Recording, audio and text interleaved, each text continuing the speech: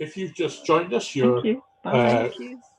You're Bye. watching the Maternity and Midwifery Festival. Day of congratulations to midwives and maternity services on the International Day of the Midwife. We've had sessions this morning already from Roy Lilly, and a great session there with Jess Phillips and Anita Byrne on domestic violence. This programme has helped being made by Matflix, which is the video streaming service from maternity experts. Video is the great access for people at the moment to learning and for revalidation and for update.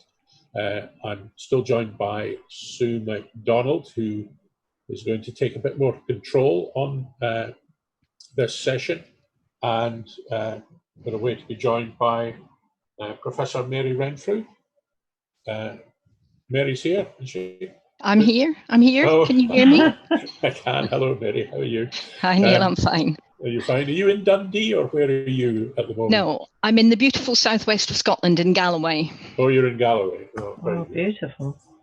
So we've asked each of the participants who's come on to give a 5-minute reflection of what they think it's important to think about in maternity or midwifery, entirely up to yourself. And then I'm going to let Sue take the lead on the discussion that comes out of that.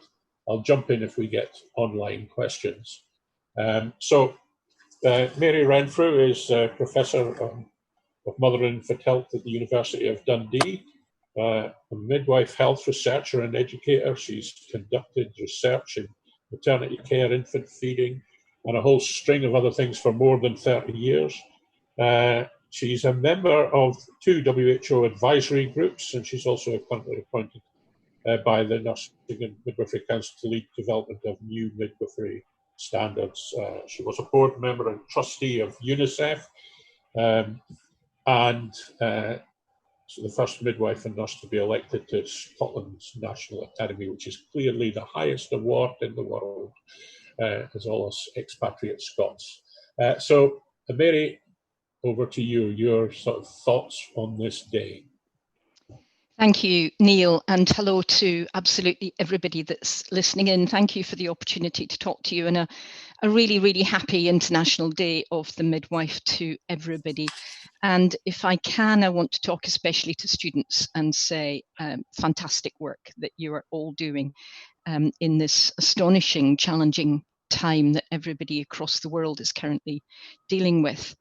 I'm going to talk today about the shift that has happened in the last few months for all of us, and talk about some of the work I've been doing to help and try and contribute to that. So I will be talking a lot about COVID-19, but I'm going to start back at the turn of the year. You know, the turn of the year into 2020 was actually, although there were lots of challenges around it, was an incredibly optimistic time for midwifery. And for those of us who've lived through, for me, 4 decades of work in the field and experiences, it actually felt really positive, building on all the evidence that we have about the importance of midwifery for women and babies.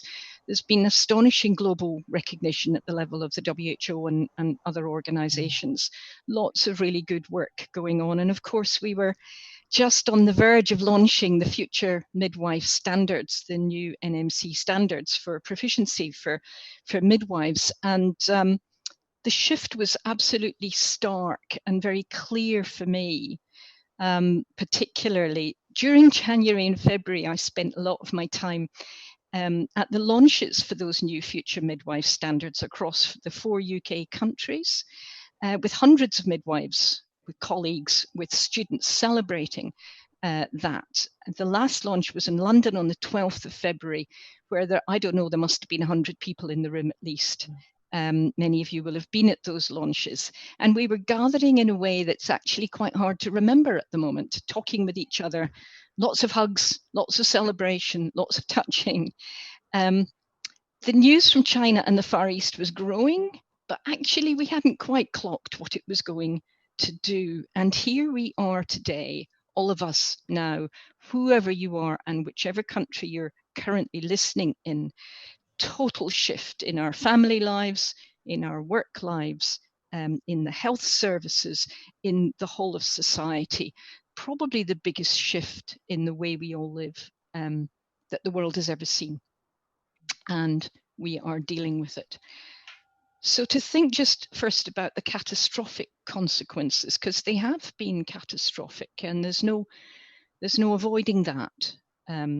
They've been catastrophic for the population at large, the death rate, the serious illness, the critical illness, the consequences for families. For the health service, that's had huge shifts in service provision with risks of infection and even death for staff, as well as for patients. And we've just been listening to Jess Phillips talking importantly about domestic abuse and thinking about how that is affected by lockdown. And across the world, more than 100 countries are currently in lockdown. Just think about that for a moment, what that means for the way we all live, for our family life, for our education of our children and our students, for our shopping and for our politics, for missing our children and our grandchildren, and for anyone out there who's missing their children and their grandchildren, I'm with you. For our health services, hospital and community services, for our work, for our economy, for travel, for research, for science, for publishing, and for the development of guidelines. Now, not all of that shift is negative. And I think Roy Lilly was talking about how we can make positives out of this. And I think I like to think that my main theme for today is how we make positives out of all of this. And I'm going to come to that in a minute. But first of all, I think we should all take a moment to just credit each of us today on the astonishing shift just in that small slice of 3 months that everybody has made to their personal and professional lives, and how actually that pace of change, both positive and negative, is something that everybody has absorbed and done. You know, I see absolute stories of tremendous maybe heroism is too strong a word, but you know, sometimes when I look at what the health services are doing, that is a word that comes to mind. So all of that change is happening. At the same time, many things stay the same. Women and babies are still happening. Women are getting pregnant, and some of the statistics I was seeing last night from the World Health Organization about the lack of family planning that is now happening across the world because of this virus means that the many more women will be getting pregnant and having babies, and they still need midwives. Every woman having a baby still needs a midwife. Midwives are needed more than ever. Quality care is still needed to save lives. COVID doesn't trump everything else. COVID just doesn't mean that women still don't need quality care. It's still needed to save lives and keep women and babies safe in the full meaning of the word safe, physically, psychologically, culturally, socially, and spiritually, in the way that we have described that important need for safety, both in the Lancet series and midwifery and in the new NMC standards. That skilled and knowledgeable and respectful and compassionate care, we cannot simply accept the restrictions on care and health services that are being posed on women and babies worldwide. We still need evidence-based care to keep women and babies safe. Last night I was talking on another online conference, and there was a very lively chat box going on from midwives right across the globe, high income, middle income and low income countries. And the stories that were coming through were compelling. Stories of very positive response, but also very negative responses for women and babies being separated from women, interventions being imposed, birth companions being excluded, women's choices being ignored in countries across the world.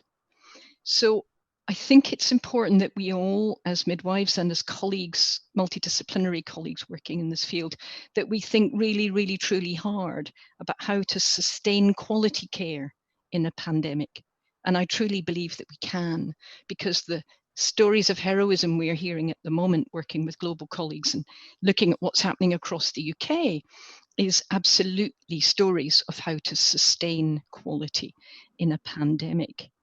The other thing that stays the same is education matters for us all. Standards still matter. We all have to learn. None of us are experts in coronavirus. Let's be clear about that. It's been in our lives for 2 minutes and we're all learning every day. We are reading, we're learning, we're analysing, we're learning from each other, we're hearing anecdotes, we're seeing what works, what doesn't work. So none of us are experts. And it's really important that we collaborate and share and learn from each other. I've been spending my time, somebody tweeted out the other day, what are midwife academics doing at the moment? Well, I can tell you what I've been doing. I've been working with a great group of midwifery professors, Leslie Page, you'll be hearing from this morning, one of them, several others. We've been doing very rapid evidence reviews to underpin the RCM RCOG guidance. And in fact, some of that evidence now coming through has been shifting us back from initial decisions through to better quality, more sensible decisions. I've been working with a global group doing very similar things, and I've been learning incredibly about how this pandemic, if you like, is affecting people, but how it can be responded to, because it's affecting us all. I can't imagine there's anyone across the world that hasn't been or won't be affected in important and substantive ways, but it's affecting some people more than others, and it's a stark illustration of the inequalities that we have allowed to fester both in the UK and across the world, because of course the people who have the least are the ones who are suffering most, and that should give us all pause for thought. But I want to turn to the positives, because there are huge positives in this situation, and I think we must all continue to do what we do well. I think midwives are amazingly resilient and built to adapt. We're built to learn, we're built to adapt, we're built to collaborate, and to develop what I now call COVID relevant solutions. How do we do quality care in a pandemic? How do we care for women in labour while also respecting hygiene? And how do we look after women at home while managing social distancing? There are real positives already emerging out of this, and we're hearing stories of women getting incredible breastfeeding support at home, where they can have 3 or 4 contacts a day instead of maybe 1 midwife visit in 10 days. The rapid responses we've seen, the phenomenal work that's going on in science right now. Studies, hundreds and hundreds of studies that have started just in the last 2 or 3 months across the world. Publishing is happening at a faster rate. The generosity of people writing up their experiences so other countries that are behind them can learn before they get to that point. The guidelines that get developed on that evidence and then updated regularly. Absolutely fantastic.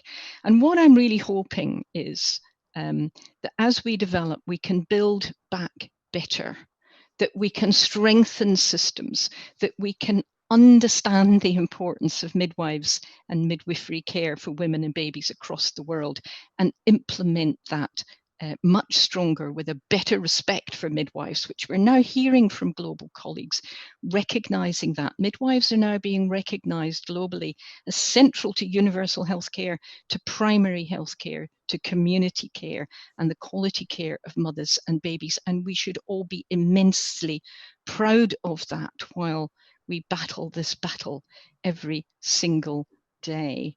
We have to keep our focus on women and babies and support them relentlessly. We have to keep our focus on each other because it's hard. We have to keep our focus on students so that students learn about quality care and not just crisis management, and build for the future. So in our discussion today, hopefully we can talk about some of the resources that are out there to support people. They are fantastic. And I want to talk to you a little bit about the principles, the key principles that we have been developing as part of that midwifery professors group for how one develops quality care in a pandemic. There are things out there to help and support us, And I'm really looking forward to your questions and to the discussion. So thank you. Fabulous, Mary. Okay, over to you, Sue.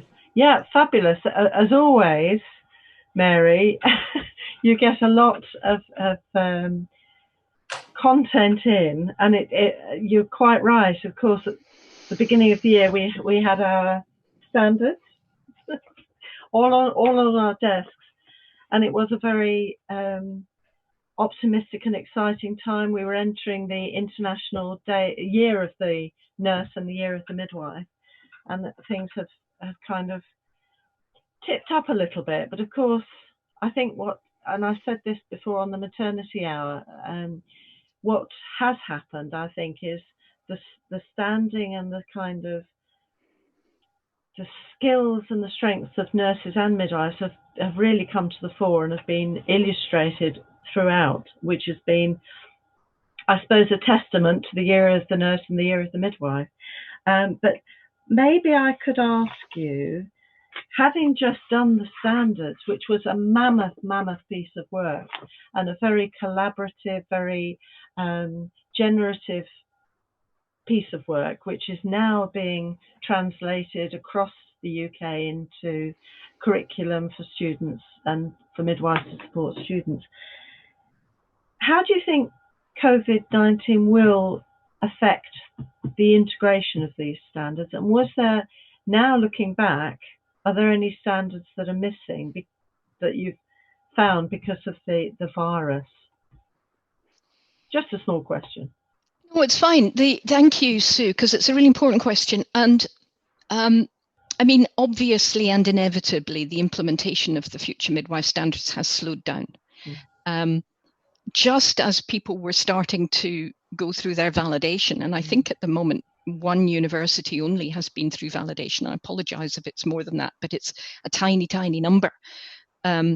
The others were all working to go through validation either this year or for 2021. And obviously a lot of that slowed down because instantly, and I want to credit educators here, because you know, midwives on the front line are acknowledged and credited, and so well they should be. But people don't often talk about what educators did when this happened. All learning went online instantly. And the senior students have been supported out into practice, and that takes a lot of support and a lot of pastoral care as well as education care, if you like. But all the resources went online, and people turned that around in the space of a week. All the lectures, all the materials, everything. So let's just pause and think about what happened there. So if you like, validating a new program a bit went down the list, but lots of places have not by any means stopped. They are continuing to go. It may be going slower, but they're still doing it, and you know, fantastic. And I know that universities are supporting each other and all that. A fantastic collaboration out there. So you know, all credit to the education system for that. Are there any standards we've missed? Well, I don't want to sound remotely complacent on this, because we might find there are. But actually, funnily enough, one of the stories I told at some of the launches was how we had to think about future-proofing these standards when we were developing them. And one of the stories I told was how, as a midwife who was educated in the 70s in Scotland, nobody knew anything about HIV. But by the middle of the 80s, it was the biggest story in town. And everybody had to turn around quickly and work out how to do HIV relevant solutions for healthcare. And, you know, we did that. It took us a while, but we did. And we now live in a world in which, you know, our healthcare is entirely cognizant of HIV, as well as lots of life and society and everything else. And so I had that as a model when we were doing this, and we talked about it. And actually going through the standards now with a retrospective lens, and it would be great if people would contact us and tell us about their experiences of developing these standards in this current climate. Lots of what we call Domain 5, which is the midwife as colleague, scholar and leader, is incredibly relevant because it's about ongoing learning, reading, learning, developing as you go, working with colleagues to develop collaborative solutions, working with the system to bring in new developments, and really being alert and able and communicative about that. So, and lots of the communication skills that are the skills that happen behind all of the domains, actually, about communicating with women, about communicating with each other. You know, we've all had to learn about virtual communication, about wearing masks, about you know, doing things completely differently, wearing full PPE for births, you know, and still communicating. So I like to think that the standards are relevant, and if they need to be amended and updated for COVID and COVID relevant solutions, then let's bring it on. Let's work that out together the way they worked out the original standards in the first place. Fabulous, that's fantastic. And it's lovely to hear you sort of describing the education background, because I'm aware of colleagues who've been rushing around trying to get everything online, and it has been a challenge, but you're right, they have risen to it beautifully. And the other, you were talking about the rapid review group, which that sounds, I have seen some material on the RCM website, which looks really helpful, because it's quite crisp and quite straightforward. What are you looking at the moment? Or is that a key question? Well, that's great. The reviews we've done, I have to actually credit Mary Ross Davey here, who in the RCM has been leading the work to collaborate with the RCOG on these guidelines. I mean, just the speed at which they've worked, and her work to bring the midwifery voice into those collaborative guidelines has been fantastic. Our group of midwifery professors have done a number of reviews. So the ones that are up and published already are one on induction of labour and one on optimising maternity services and outcomes for women and babies in a pandemic. And that one looks at service organisation centralisation versus community. The answer is community when possible. It looks at a key issue of if you like, the infectiousness of coronavirus and viral load, and it looks at the well-being of midwives, because it's absolutely core to the sustainable services as the midwives are looked after. So that's done and dusted. There's another one finished, but going through the process of checking before publication, and that's on companionship in labour. There's another one that we're doing right now, and in fact Leslie is on the small group that's doing it, and that's looking at the two interconnected topics of mother and baby contact and breastfeeding. Incredibly important, and you know, we're not seeing grounds for separating mothers and babies unless there is a serious need to do so. In fact, more so right now in this situation, mothers and babies should absolutely be together from birth and onwards. And breastfeeding really needs to be promoted and supported, because it's incredibly important in this situation that babies have that really important boost to their immune system. Yeah. And I think there was a discussion at one of our maternity and midwifery hours about, was the breastfeeding rate going up at the moment or down, because there's a perception that there was one report, a media report, that the shops were out of artificial milk because everyone was bulk buying it rather than breastfeeding. But I guess it's a bit early to find out breastfeeding rates generally at this point. Well, the first thing to say is, you know, it is really important that if babies are formula fed, that they are, you know, women are enabled to do that as safely as possible. And supply lines are an issue in the pandemic. We all know how the shops quickly emptied of key things. At the beginning, I think everything settled down a bit. People have got more sensible perhaps, but also the supply lines have been built up. But it's always an issue, and one has to think about it. As a researcher, my head is buzzing a lot of the time with the questions that need to be answered as a result of all of this. And there's all the big epidemiology questions about, how the different countries are handling it and what we're learning about managing it and so on. There's all the very practice-related questions about how one actually works with women and babies most safely and effectively. And then there's the outcome questions, and you've just asked one of them, which is what is going to happen to the breastfeeding rate. Now, we're not going to know for a while, but there's already lots of stories coming through of women actually, because they're quietly at home with their babies, and if they are in a good and positive family situation, many are not, but many are, and if they're in that good and positive family situation, then the stories are coming through that actually they're relaxing, they're being with their baby, they're not being interrupted, they're not dashing out and doing things, and they're not getting lots of visitors, and they're doing that kind of what the Americans call a baby moon, don't they? And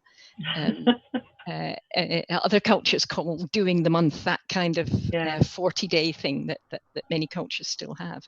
But also with the virtual support. And there's lots of support now through the voluntary groups that are absolutely aligned with the health service support here, as well as midwives and others doing that virtual support. They can have several contacts a day, and they can have absolutely responsive contact. They can call for help. So, we'll find out. But, some things definitely are getting better for some people. Yeah. We've got an online question. We've got an online question from Jackie Gannon. On this point, how can we support better midwives not to accept too many of the restrictions going through this time? And breastfeeding seems to be an interesting example, and you've highlighted how they've been getting around it using technology. And we've heard in other programs that we've done about midwives pushing back on home births and other things, where the initial response, the emergency response, was to draw all the services into the centre. How do you think, we're talking about coming out of lockdown, but in fact, some midwives have already been pushing the boundaries out to make sure that home birth services and, for instance, ways of trying to support breastfeeding. How important do you think it is to support midwives who are challenging some of the restrictions which were necessary but can be questioned? Well, it's incredibly important. And what I would say is that the UK is a lovely example of a country where restrictions quickly got brought in, but then have been stepping back and loosening up as the evidence has come through, and as people have really questioned the restrictions and said which ones are essential and which ones are less essential, and bringing evidence to bear. And I have to say the evolution of the RCOG RCM guidelines has been fantastic. So there really is now no excuse, if you like, for a number of the restrictions that might, I don't know if they're still being imposed locally, but if they are, because the guidelines are very, very clear. The RCM RCOG guidelines are very clear. The WHO guidelines are very clear. The statement from the International Confederation of Midwives is very clear, that actually a lot of the elements of quality care not only can continue, but must continue, because the risk is higher the other way around. Now, that doesn't mean they get just done willy-nilly. We still have to protect midwives. We still have to protect women and babies and family members and so on. So it must be done in a COVID-relevant way. And if midwives are going into women's homes, then they must be kept safe. And there's some lovely material on the RCM website about that.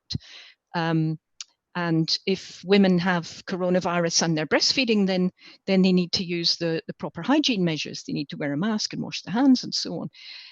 It's not kind of, all or nothing. It's working out COVID relevant solutions and continuing to provide those key elements of quality, which is why we've developed our key principles for quality care in a pandemic, which you can read in that optimising maternity services review I mentioned a minute ago, but it includes continuing to provide evidence-based, equitable, safe, respectful, compassionate, quality care for physical and mental health wherever that care takes place, and not separating women and babies. And continuing to focus that care on women and babies and listening to what women and babies need. That's fantastic. I think I need to highlight the rapid reviews tomorrow at the Maternity and Midwifery hour just to spread the word, because it's an excellent resource for midwives and their colleagues to have, so they need to know about it. So thank you very much for that, Mary. Fantastic. Yeah. So thank you very much, Mary. That was absolutely tremendous, and a great insight to the huge amount of work that is going on during the crisis to think intelligently and to plan for the routes back and to protect the tremendous work that had been done on standards and the momentum towards increasing and developing the role of midwifery that was underway before it's taken a knock with some of this virus. So many thanks. This is all out, and it'll be out on video. It'll be out on Netflix and on our other platforms so that people can catch up with it. So a big thanks to Mary, and a big thanks to Sue Macdonald. If you're just joining, you're watching the Maternity and Midwifery Forum's day of programs and videos related to the International Day of the Midwife, supported by Netflix, video streaming from maternity experts for all your online needs for revalidation, CPD, and to keep yourself up to date. We're now going to go to some of the videos that have been in the top 10 over the past year or two, and not surprisingly, the first one is from Jackie Dunkley-Bent, OBE, the Chief Midwifery Officer for England, and this was recorded before the virus. It was delivered to the International Maternity Expo back in November, but it's a good overview and a reminder of the ambitions for maternity services and the world that we all intend to get back to one day. So Jackie Dunkley-Bent, and remember at 12 o'clock to clap for midwives on the International Day of Midwifery. Thanks for watching this video from the Maternity and Midwifery Forum. For more expert opinion and analysis, hit the button below to subscribe.